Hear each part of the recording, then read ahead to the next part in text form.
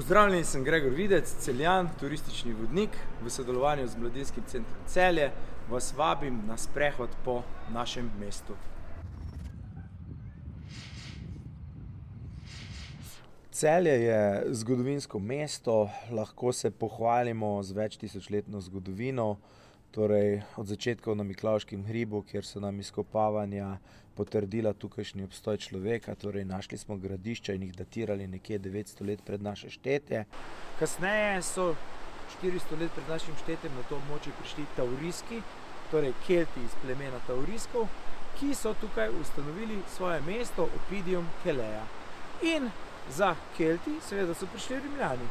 Rimljani so bili prisotni v provinciji Norik, torej v provinciji, v katero je spadala Celeia, že pred našim štetjem.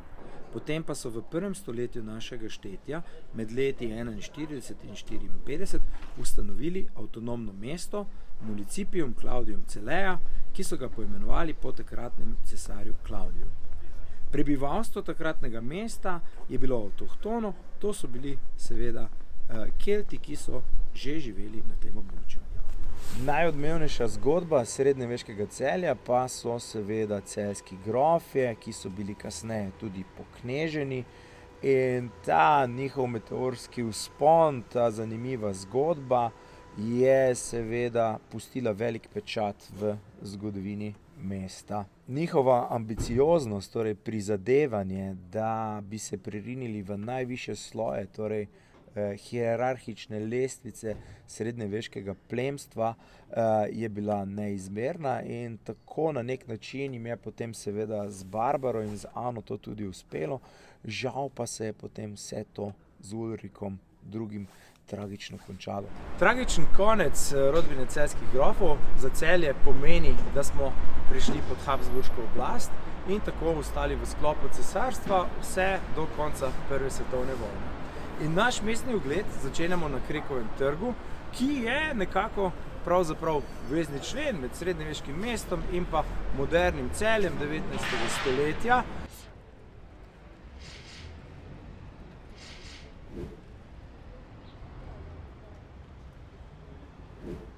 Za izgled trga, takšnega kot ga poznamo danes, pa je zaslužna železnica. 27. aprila leta 1846 je v Celje pripeljal prvi vlak. To je bila sicer poskusna vožnja na progi iz Maribora do Celja. Lokomotiva Ocean je bila tista lokomotiva, ki se je pripeljala, in z njo se je pripeljal tudi glavni projektant južne železnice Karl Ritter von Gega. Slavnostna otvoritev proge Gradec-Celje se je zgodila 2. junija istega leta in tako smo bili Celjani sedaj povezani s cesarsko prestolnico na Dunaju in z deželno prestolnico v Gradcu. Železnica je pospešila prehod mesta iz obrtniškega v industrijsko. Začele so se pojavljati prve tovarne, torej Cinkarna, Vesnova tovarna, emalirane posode, pojavili se tekstilna industrija, zlatarstvo in tako naprej. Če se malce pošalimo, je prihod železnice v Celje za mesto pomenil prehod iz srednjega veka v novi vek. Naš Krekov trg je bil v začetku pravzaprav poimenovan kot ulica Bahnhofstrasse in šele pravzaprav leta 1899 so ga Celjani poimenovali kot trg, in sicer je nosil ime Bismarckov trg. Zakaj ravno po Otto von Bismarcku? Bismarck je bil nemški kancler, ki je umrl leta 1898 in tako je celjska izrazito pronemška oblast 99. poimenovala trg po njem. Maribor, Celje in Brežice so bila tista mesta, ki so bile tako imenovane južne trdnjave nemštva. S poimenovanjem ulic in trgov po znamenitih nemških osebnostih so seveda oblastniki čutili še dodatno večjo pripadnost tej velikonemški ideji. Je pa potem skozi zgodovino seveda spreminjal imena, tako da po Bismarckovem trgu se je po nastanku kraljevine Srbov, Hrvatov in Slovencev preimenoval v Krekov trg. Janez Evangelist Krek je bil slovenski teolog, politik, časnikar, publicist. Kasneje potem se je poimenoval po kralju Aleksandru, torej kralju Aleksandru kraljevine Jugoslavije, in med drugo svetovno vojno je bil nazaj Bismarckov trg, po drugi svetovni vojni pa Titov trg. No in po osamosvojitvi je dobil nazaj torej, poimenovanje po Kreku. Po vzoru Dunaja smo si Celjani želeli zgraditi tudi krožno cesto okrog starega mestnega obzidja in Krekov trg je bil tista glavna vstopna točka v mestu, torej za vsakega slehernika, popotnika, turista, ki je prihajal v Celje. Okoliške stavbe na Krekovem trgu seveda to potrjujejo. Mestna hranilnica, zgrajena leta 1887, pravzaprav posnetek Henrikove palače z Dunaja, to je stavba, ki je nekoč stala ob Dunajskem ringu in je danes ni več tam. Potem seveda hotel Mesto Dunaj, danes hotel Evropa, ki je delo arhitekta Hansa Prücknerja, in seveda celjski dom na drugi strani, torej Deutsches Haus ali nemška hiša, ki izgleda kot nekakšen grad iz pravljice. Torej, stavba je nastala predvsem kot odgovor na stavbo Narodnega doma, ampak kar nekaj let pozneje. Pod njeno streho pa so se združila vsa nemška društva, institucije, ki so potem delovale znotraj te stavbe, in to je bil center kulturnega dogajanja celjskega nemštva. Poleg vseh nemških društev so prostor pod streho dobili tudi drugi. Tukaj je bilo uredništvo časopisov Zieler Zeitung, Deutsche Wach, tukaj je bila kavarna, tukaj je bila gostilna, del stavbe je bil namenjen hotelu, del stavbe, zgornji del, zgornja nadstropja so bila tudi stanovanja in pa seveda velika in mala dvorana celjskega doma, ki sta služili kot tisti prostor, glavni prostor za kulturne prireditve. V obdobju Prve svetovne vojne pa je bil celjski dom tudi vojaška bolnišnica. Ranjenci s fronte so prihajali nazaj v cesarstvo s pomočjo železnice in ker je celjski dom postavljen poleg naše železniške postaje, je bilo seveda to logistično zelo dobro. Se je pa skozi zgodovino spremenila podoba, se pravi zunanja podoba same stavbe. Stavbo so nekoč krasili reliefi in pa mozaik, ki so poveličevali prihod Germanov na območje Celja. Skozi leta potem so seveda postali neprimerni, kajti Celje je zamenjalo državo. Po drugi svetovni vojni recimo pa je pročelje celjskega doma krasila tudi peterokraka zvezda, kajti stavba je bila dom JNA, no tudi ta simbol pa je izginil. Celjani pa se seveda radi spominjamo celjskega doma tudi po tem, da je tukaj notri dolga leta deloval mestni kino Union. Skozi celotno zgodovino Celja so v Celju živeli zanimivi ljudje. Bodisi so bili tukaj rojeni ali pa so bili priseljeni. Celjska popotnica, pisateljica, nominiranka za Nobelovo nagrado za književnost. Ja, to je Alma Karlin, rojena v Celju, slovenskim staršem, oče je bil pokojni major Avstro-Ogrske vojske, mati je bila učiteljica. Zaradi njene drugačnosti, delne pohabljenosti je usmerjala svojo energijo v izobraževanje. Bila je zelo radovedna in ta radovednost jo je potem gnala v raziskovanje sveta. O njenih dogodivščinah pričajo izdani romani, potopisi in v 30 letih prejšnjega stoletja je recimo tudi zaslovela v nemških knjižnih klubih. Bila je pravzaprav na turneji po teh nemških knjižnih klubih, tako da lahko rečemo, da je bila prava rock zvezda. Se je pa potem v kasnejšem obdobju seveda posvetila resnejšim temam in tukaj je upodobljena ob prihodu v Celje s kovčkom, v katerem se nahaja njen pisalni stroj, znamke Erika. Nedaleč stran od Alminega kipa pa imamo še en zanimiv prostor v Celju. Tukaj na Razlagovi ulici je živela in delovala še ena znamenita celjska osebnost. Pa pojdimo pogledati.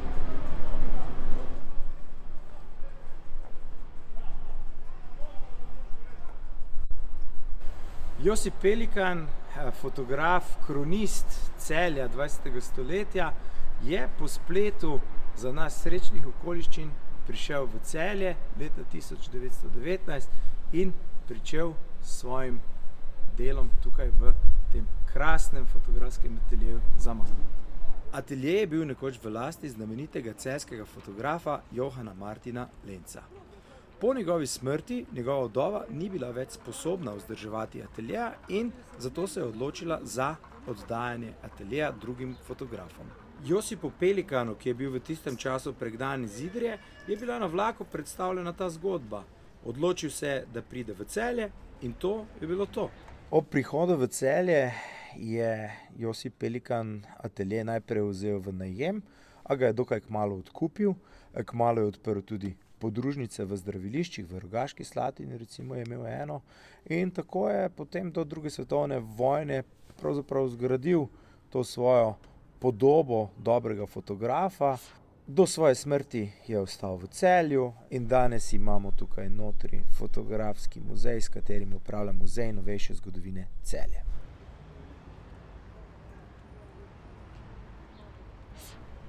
V stavbi, kjer danes domuje BKS Bank, smo Celjani poznali ta prostor pod imenom kavarna Mignon. Še pred tem, v 19. stoletju, pa je bila to kavarna Hausbaum in ta kavarna je bila edina kavarna v Celju, ki je bila odprta 24 ur. Na splošno je bilo mesto Celje v tistem času zelo živahno mesto. Razvijala se je industrija, začel je cveteti turizem in tako so obiskovalci Celja in ne samo pijanske družbe uživali gostoljubnost kavarne, ki je bila zaradi bližine železniške postaje in visoke frekvence obiskovalcev tudi leglo ilegalne prostitucije. Tu so na svoj plen prežale nekatere znane lokalne vlačuge, Marija Plevčak, Mici Kokol. Te svoje žrtve so potem odvedle v temne ulice ali pa celo na lokalno hribovje, kjer so jim nudile spolne usluge. Še zdaleč pa to ni bil edini takšen prostor v Celju. Celje je dobilo svojo prvo legalno javno hišo leta 1896, ta pa je stala na Ipavčevi ulici nasproti Gizeline bolnišnice. Pa se sprehodimo iz Krekovega trga na Gubčevo ulico in naprej proti Cankarjevi ulici.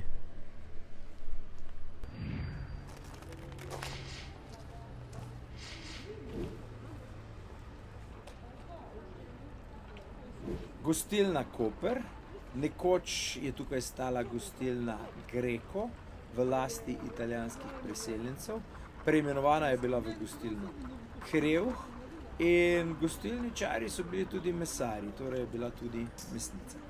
Tukaj na Gubčevi ulici imamo še ostanke srednjeveškega obzidja in pa seveda severo-vzhodni obrambni stolp srednjeveškega mestnega obzidja, ki je bil najmanjši, saj je bil nekako v tem delu je bilo Celje zavarovano z vodami, torej tako severno kot vzhodno in ni bilo potrebe potem, da bi bil višji. Smo pa tu pred leti naleteli tudi na arheološke ostanke in sicer krščanske arheološke ostanke.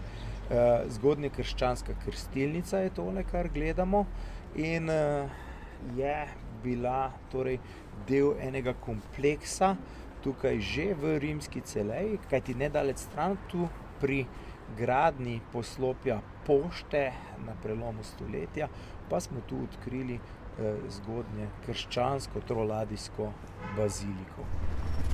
Je pa marca leta 1971 v Celju pristal ta brutalistični vesoljec, veleblagovnica Tehna Mercator, Celjanom znana pod skrajšanim imenom T. Na otvoritvi se je zbralo več tisoč ljudi in bili so navdušeni nad notranjostjo, nad ponudbo, tekoče stopnice, klimatska naprava in tako naprej. Arhitekturno sicer morda malce sporen, tukaj v starem mestnem jedru, ampak po desetletjih zanemarjanja ima končno spet vsebino. Danes je to Tehnopark, kjer spodbujajo znanost, tehnologijo in inovativnost.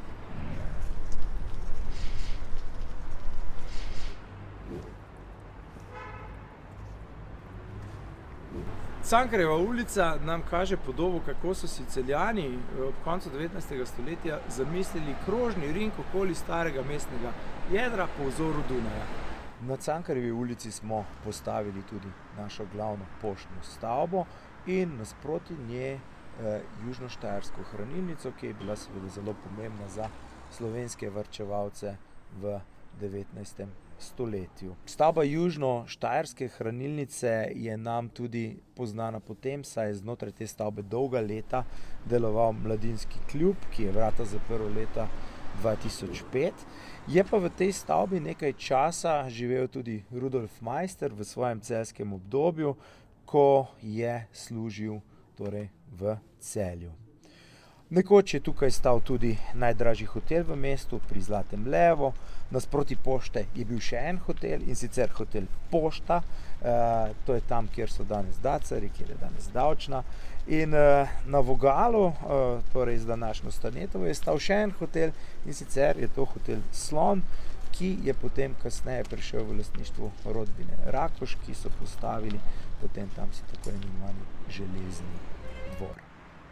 Kot lahko vidite, so na Cankarjevi stavbe zgrajene vse v isti višini in so dela stavbenikov in arhitektov Pruckner, Walter, Gologranc, torej teh ljudi z konca 19. in začetka 20. stoletja, ki so največ torej gradili in pa konstruirali v samem mestu.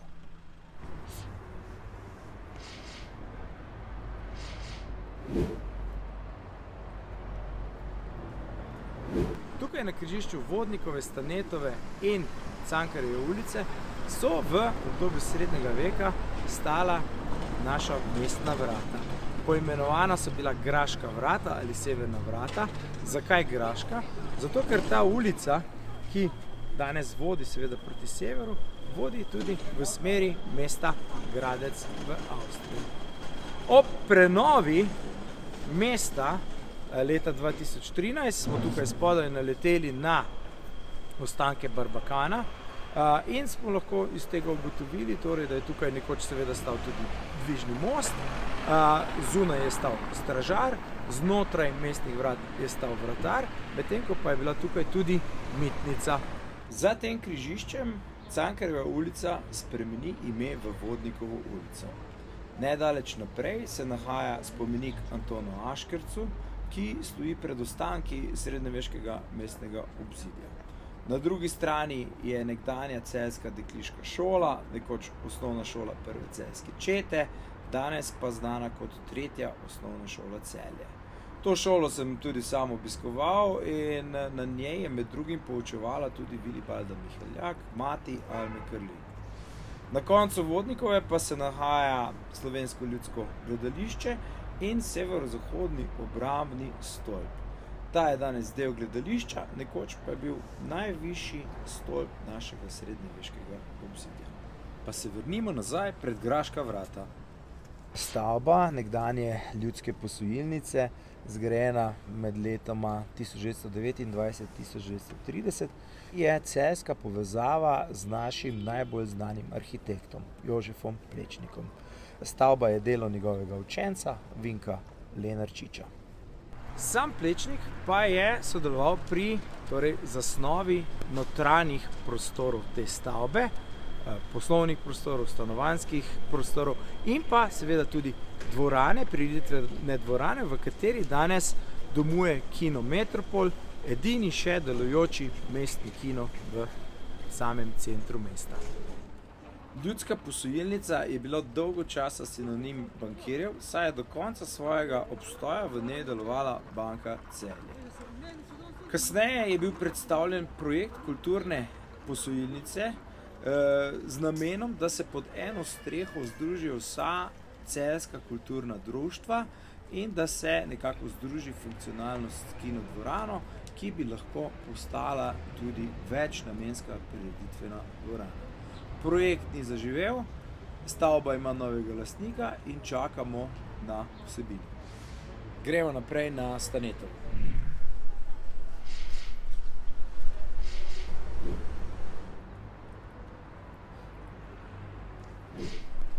Ker smo že ravno prej omenjali zadnji mestni kino, pa povemo še to, da tukaj na tej ulici 3. novembra 1896 se je zgodila prva filmska predstava. In sicer to je bil potujoči kino, ki je v Celju ostal 5 dni in je gostoval v hotelu Beli Vol. Filmi, ki so jih predvajali, so bili nemi in tako ni bilo razlogov za nejevoljo med nemško in slovensko orientiranimi meščani. Kasneje je v Celju gostovalo še nekaj potujočih kinodružb, med drugim tudi Edison Teater, ki je v hotelu mesto Dunaj predstavil fonogram in pa kinematograf. In na Stanetovi imamo še kar nekaj zanimivih stavb. Železnina Rakuš v lasti rodbine, ki je zaznamovala Celje 19. stoletja, saj je bil Danijel Rakuš uspešen trgovec z železnino, njegov sin Julius pa je bil med drugim tudi celjski župan in je županoval od leta 1903 vse do svoje smrti 1910. In recimo v njegovem času smo dobili vodovod. In pravijo, da njegov pogreb je bil na nivoju pogreba Ulrika II., torej zelo obiskan, zelo, bomo rekli, takšen dramatičen. Grobnico Rakušev lahko danes občudujete še vedno na mestnem pokopališču. Letnica 1810 nad vhodom same stavbe pa nam pove, katerega leta je bila stavba obnovljena po strahovitem požaru leta 1798. Zanimiva sta tudi kipa, ki krasita to fasado, Sveti Florjan, zavetnik torej proti požarom in poplavam, in pa Sveti Jurij, ki ubija zmaja, zavetnik kovačev, in medaljoni, ki predstavljajo kovača, tesarja in kuharico. Potrebščine za njihovo dejavnost pa so prodajali znotraj te trgovine. Veleblagovnica Strmecki, v bistvu prva veleblagovnica v mestu, prvotno je bila manjša, med leti 1937-1939 povečana in v takšni podobi, kot jo poznamo danes. Imela je električno dvigalo, imela je telefonsko centralo, no kasneje pa je bila nacionalizirana, torej po drugi svetovni vojni, in preimenovana v Ljudski magazin, potem je bila to veleblagovnica Tkanina, danes je to Mana. Rudolf Strmecki je bil pionir kataloške prodaje in v najboljših letih je zaposloval od 100 do 230 ljudi. Ob koncu 80. let smo v Celju dobili pešcon. Tukaj na križišču Stanetove, Prešernove in Glavnega trga smo v tla vzidali zvezdo, ki nekako označuje center starega mestnega jedra. Ob prenovi mesta 2013, ko smo torej prenavljali tlak, je bil odkrit tale pozno rimski kamniti vodnjak, ki je bil potem rekonstruiran in vidimo, da so ga uporabljali tudi v 18. stoletju še, saj je na njem celjski grb, krasen grb in pa letnica 1781. V stavbi za mano je v 19. stoletju delovala najimenitnejša kavarna v Celju. To je bila kavarna Merkur, kavarna dunajskega tipa, kjer ste lahko dnevno prelistali 17 različnih časopisov. Tukaj pa je živel tudi Johann Gabriel Seidl, profesor na celjski gimnaziji med leti 1829 in 1840, med drugim pa je bil tudi pesnik in sicer avtor besedila staroavstrijske himne Cesarjeva pesem iz leta 1853. Med svojim bivanjem v Celju ni samo poučeval, ampak je tudi raziskoval Celje in okolico Celja, seveda najbolj ga je zanimala antična Celeja. Po njem pa je bil prvotno poimenovan tudi Studenec, ki ga danes poznamo kot Meškov Studenec. Tu je še zanimiva stavba nekdanje lekarne pri Orlu, kasneje sta tu domovali turistični agenciji Putnik in Kompas. Podobno kot na Rakuševi in na sosednji stavbi imamo tukaj medaljone, ki nam nakazujejo, kakšna je bila namembnost te stavbe. Rimski bog zdravja, Eskulap, in rimska boginja zdravja Higija sta to. In podoba te stavbe je pa iz leta 1891, medtem ko je lekarna bila na tem mestu že leta 1670.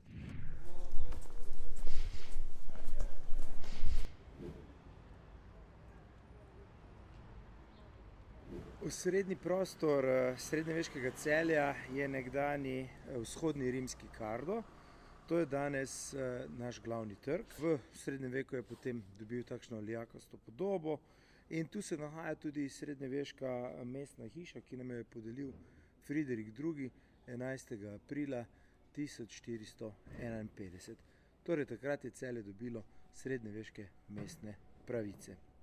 Znotraj te hiše je bila tudi orožarna in danes lahko pravzaprav v turistično-informacijskem centru vidimo tudi nekatere ostanke te kamnite krogle, ki so jih uporabljali v srednjem veku za obrambo ali bodisi za napade. Lahko, da so bile del te orožarne, lahko pa, da so tukaj samo naključno. Danes pa lahko tukaj na glavnem trgu, pravzaprav na pohodni površini, ki jo uporabljamo vsakodnevno, opazujemo tudi nekdanjo rimsko celejo.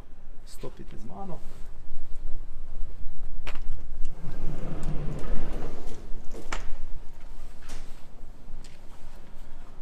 V našem turistično-informacijskem centru si lahko gledate krasen mozaik rimske vile, ki je torej tukaj bila postavljena že nekje v 2. stoletju našega štetja.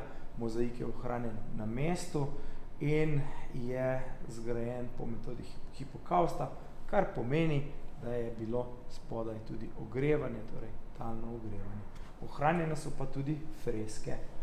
Zanimivo je tudi to, da znotraj samega mozaika najdemo 4 simbole svastike, torej ta 12.000-letni simbol, ki so ga žal v obdobju 2. svetovne vojne tako nesrečno zlorabljeni nacisti. Kako to, da se je ta mozaik ohranil tukaj?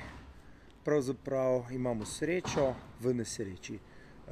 Leta 1944 je tukaj padla bomba, torej med 2. svetovno vojno, in stavba je bila porušena, nikoli je niso obnovili, potem je bil takšen majhen parket, zelena površina tukaj in seveda zraslo eno dost veliko drevo, katerega korenine so pravzaprav potem rasle znotraj teh zidov. Korenine so malce posedle ta mozaik, ampak istočasno pa nekako tudi ohranile. Samo predstavljamo si še lahko, kaj vse se skriva tukaj pod stavbami glavnega trga. V srednjem veku je bila podoba trga takšna, da na desni strani so živeli predvsem trgovci, meščani, leva stran trga, te stavbe so bile rezervirane za nižje plemstvo, uradnike in pravzaprav si lahko predstavljamo, da je bil trg veliko bolj slikovit, ne. Če malo pogledamo po fasadah, vidimo, da ponekod, kjer so sondirali, so našli ostanke fresk, ostanke seveda starih fasad in te so veliko bolj barvite, kot pa je trg po izgledu danes, ne. In arhitekturno gledano je nekakšen miš-maš, saj najdemo praktično skoraj vse umetnostno-zgodovinske sloge. Verjetno posledica požara 1798, ko je v Celju torej zgorela večina hiš. Do 50. let 20. stoletja je trg služil kot sejmiščni in osrednji družabni prostor. Tržnica je bila potem prestavljena na drug konec mesta. Nekoč je stal tukaj sramotilni pranger, nekoč je stala tukaj železna kletka za goljufive peke in pa tukaj so se odvijale tudi usmrtitve. Ja, zadnja usmrtitev se je zgodila v 18. stoletju. Na robu trga lahko opazimo kamnito klop, ki označuje zunanji zid še ene rimske vile, ki je bila tukaj na tem vzhodnem Kardu. Za to klopjo se nahaja rekonstrukcija mozaika, saj mozaik ni preživel obnove. Rekonstruirali pa so ga turški mojstri iz znam prijateljskega mesta Gaziantep. Na glavnem trgu pa stoji tudi znameniti spomenik posvečen Mariji. Mi mu pravimo Marijino znamenje in je bil postavljen v drugi polovici 18. stoletja, pravijo, da tam 1776. leta, v spomin na epidemijo kuge, ki je morila po Celju 100 let prej. Kugo so v Celje prinesli 4 študenti, Celjani pa so potem bosi v procesiji nesli križ na Jožefov hrib in se zaobljubili, da bodo postavili cerkev, če jih rešite nesreče. Na tem spomeniku imamo Devico Marijo, ki stoji na krogli in stopa na kačo, ki ima v ustih jabolko. Znamenje je okrašeno še s 3 kipi svetnikov, to so sveti Rok, sveti Floren, sveti Jožef, in pa posvetilnimi napisi v 3 jezikih, v slovenščini, nemščini in latinščini. Da pa smo se res bali požarov in pa bolezni, pa priča zgodba hiše glavnega trga 9, na katerem lahko podobno kot na Marijinem znamenju opazimo 2 kipa, in sicer svetega Roka in svetega Florjana. Torej, motiv, ki se ponavlja. Zanima me, kaj bomo pravzaprav zgradili po tokratni epidemiji. Na tem zgornjem delu trga pa pravzaprav lahko opazite tudi Rimsko cesto. In to je tisti glavni Decumanus Maximus iz 1. stoletja, ta rimska cesta, ki jo lahko vidimo v Knežjem dvoru na razstavi Mesto pod mestom. Torej je potekala iz zahoda proti vzhodu skozi ta glavna mestna rimska vrata in potem po dolžini celotne Gosposke, nekje tukaj na glavni trg, potem se pa sled v arheoloških zapiskih nekako izgubi. In ko smo ravno pri Rimu, tukaj lahko omenimo celjsko rimsko rock zvezdo Tita Varija Clemensa, ki se je kot uspešen vojak prebil vse do naziva tajnika takratnih cesarjev Marka Aurelija, Lucija Vera in kasneje seveda postal tudi rimski senator. V tem delu mesta, torej glavni trg in pa seveda potem Gosposka ulica in zadaj okopi, torej ta predel mesta, še vedno uporabljamo tudi rimsko kanalizacijo, ki je bila tukaj odkrita z arheološkimi raziskovanji, in če vas bo kdaj zanesla pot v kavarnico Miško Knjižko zraven knjižnice, se lahko sprehodite dol in vidite en takšen ostanek rimske, torej kanalizacije, rimske kloake, ki je tam postavljen. Ob koncu sprehoda po glavnem trgu pa povemo še to. V stavbi, na kateri piše glasbena šola, je v obdobju, ko je služboval v Celju, bival Primož Trubar.